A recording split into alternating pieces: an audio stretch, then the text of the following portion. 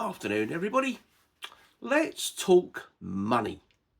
Because I'm pretty sure there are more slang words for money, dough, dosh, bread, loot, moolah, wonga, greenbacks, spondoolics, than pretty much any other subject under the sun. Now, this isn't specifically rhyming slang, but it is going to be the London slang for various things about money. And I'm sure other areas of the UK use a lot of these as well. But before we do that, I need to explain the British monetary system because a lot of the slang comes from that. Like most countries these days, the British system is a decimal system. We have our large unit, the pound, and it's subdivided into 100 smaller units, pence. But it never used to be like that. This has only been since 1971. Before 1971, we had a system that used pounds, shillings and pence, sometimes called LSD, believe it or not. The L because that stylised pound sign looks a bit like an L, S for shillings, and D because the British are awkward, stood for pennies, but it came from the Latin denarius, which I believe means coin. So there were 12 pennies to a shilling, and there were 20 shillings to a pound. And prices would be described in pounds, shillings and pence. So if something was less than a shilling, it would be X number of pence, 8 pence, for example. If it was over that, and it was a number of shillings, the word shillings generally wasn't used. So, excuse me, how much is this shirt? Oh, it's 3 and 4 pence. 3 shillings and 4 pence.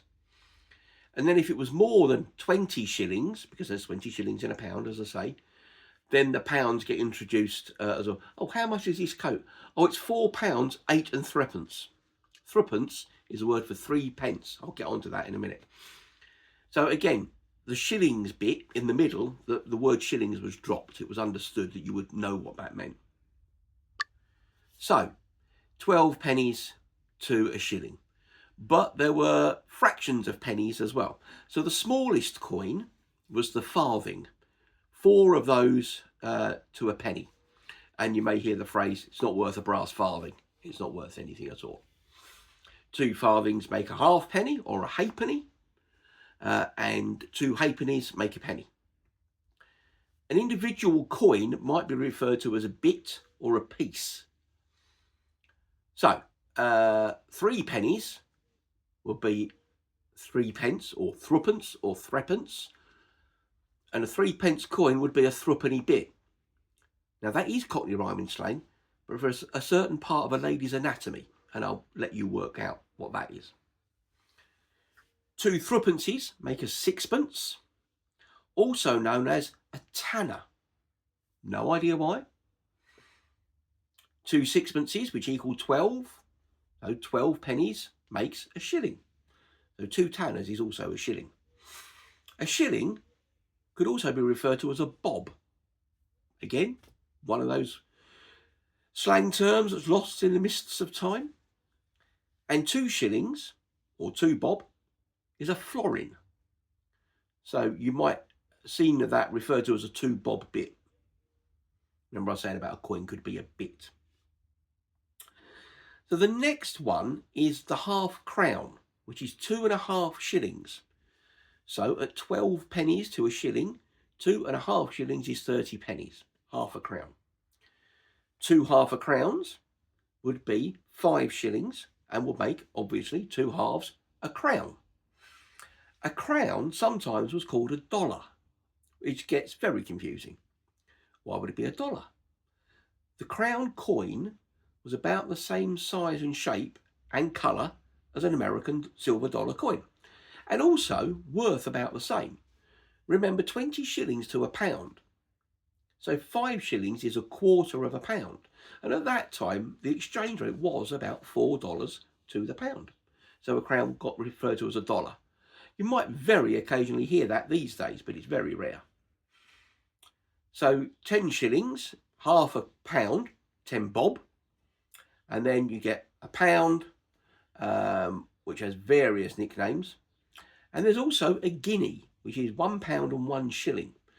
I believe race horses are still sold and bought in guineas, and there are horse races that have prize money in guineas. The 1,000 guineas and the 2,000 guineas are very famous, what they call classic horse races. So that's the old pre-decimal LSD system. Britain resisted going to a decimal system for a long time, so they thought it was too complicated. Anyway, 1971, we went to a decimal system, and a pound was still worth a pound, as it had been previously, but now it was divided into 100 pence, 1 penny, 1 pence. So that meant all of the old values had to be sort of translated into the new ones. So because what used to be worth a pound was still worth a pound, what used to be a shilling had to be worth 1/20th of the new pound. In other words, 5 pence. Now, I'm 54, so I was born in 69, so I was born before the start of decimalisation, but because I didn't understand money when I was 2 years old, I was never taught it. I learned all this from my parents and my grandparents. So coins, we used to have a half-penny coin that got withdrawn, so we now have a penny, a 2 pence, a 5 pence, a 10 pence, a 20 pence, a 50 pence, £1 and £2. The 1 and the 2 pence are a dark copper colour and generally referred to as coppers. 5, 10, 20 and 50 are a silver colour and are referred to as silver. And you might say to somebody, you've got any coins? They say, I've just got a few coppers. So, money overall, the Cockney rhyming slang for that is bees and honey. Your coins, if you've got a handful of coins, you say I've got some change, loose change, pocket change. The Cockney rhyming slang for that is rifle range, change. You may hear it referred to as shrapnel because it's lots of little bits of metal, as like you get shrapnel after the explosion of a bomb. And you may also hear the term specie, which is a correct English word for loose coins. The only time I've ever heard specie referred to is in the Jeeves and Wooster stories in P.G. Wodehouse, but it is a proper technical term. Notes, we have a 5, a 10, a 20 and a 50. If you have a big bundle of notes, big thick stack like that, you might call that a wad, or you might say he's holding folding because it's paper money and it folds. If you've got a lot of money, you can be flush or you can be loaded. Very rarely you might hear he's Brewstered from the film Brewster's Millions. He's well Brewstered, that fella. If you haven't got any money, you're broke, which I think is very common in English language. In the US and Australia and New Zealand, I think you would say you're broke. But in the UK, you can also say you're skint, which comes from skinned. There is a Cockney rhyming slang term for skint, which is boracic lint. And again, dropping off the rhyming bit, boracic. But we're not that posh. We don't say boracic, we say brassic. B-R-A-S-S-I-C. Sorry.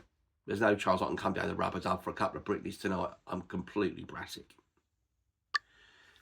So not all the values of money have any slang nicknames, but there are a few. A penny is always a penny. 2 pence is tuppence or a tuppenny bit. We don't use a 3 penny bit anymore. 5 pence, because it's a 20th of a pound still, might still be a shilling or a bob. And a 10 pence, because again it's the equivalent of 2 shillings, might be 2 bob bit, a florin, sometimes a flow. 20 pence, as far as I know, doesn't have any particular nicknames. There is one in the middle, which isn't really a coin, which refers back to the crown. So remember I said the crown was a quarter of a pound. So a quarter of a current pound will be 25p. And you may very, very rarely hear someone refer to 25p as a dollar, which goes back to the nickname for the crown that I was saying about earlier. 50p, you might sometimes hear referred to as a bullseye. That's more for £50, and I'll explain why later. And then we get to a pound. A pound has a number of nicknames. It can be a quid. Again, a word that nobody seems to know where it comes from. It used to be a nugget because the first pound coins were a light gold colour overall, like a gold nugget. Oh, hello, Coco's come to say hello. Hello, Coco. We're telling all the people about money, but you didn't need to worry about that, do you? No. So, yeah, nugget, because it's a gold nugget. But they're two colour now. There are a gold outer rim and a silver inner rim. It can also be a sov, which is short for sovereign. And it can also be a nicker. Nobody seems to know where a nicker comes from. Interestingly, nicker is both singular and plural. So you wouldn't say to your mate, I'm a bit short, you couldn't lend me a couple of knickers. You'd say, can you lend me a couple of nicker? And the £2 coin is a fairly recent introduction. That doesn't really have a nickname, but you might hear it referred to as a double nicker. On to the notes. £5 note. You might hear referred to as a duke, because they used to have a picture of the Duke of Wellington on, which they haven't done for a number of years. You might hear it referred to as a bluey, because they're blue. Very simple. The two more common ones are a lady or a deep sea. These both come from rhyming slang. The general slang term for a £5 note is a fiver. Rhyming with fiver, Lady Godiva, who was a historical figure famous for riding naked through the streets of Coventry on a horse to protest about her husband's tax plans. Or deep sea diver. But again, knocking off the rhyming bit, lady or deep sea. A £10 note, commonly referred to as a tenner. In Cockney rhyming slang, sometimes it's a cock, as in a cock and hen, a 10. More recently, it's become known as an Ayrton, as in Ayrton Senna, a tenner, after the famous Formula One motor racing driver. A 20 is a score. That's a well-known phrase for things in a quantity of 20, even in the Bible.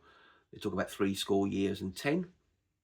Now, the next one is a value which isn't actually a note, and funnily enough, is also related to 25.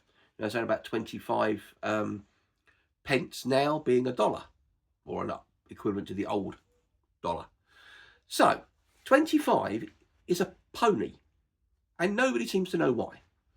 The only theory I've seen, which I'm not sure I completely believe, is that the 25th of the month was the date of the month when you would generally pay your bills.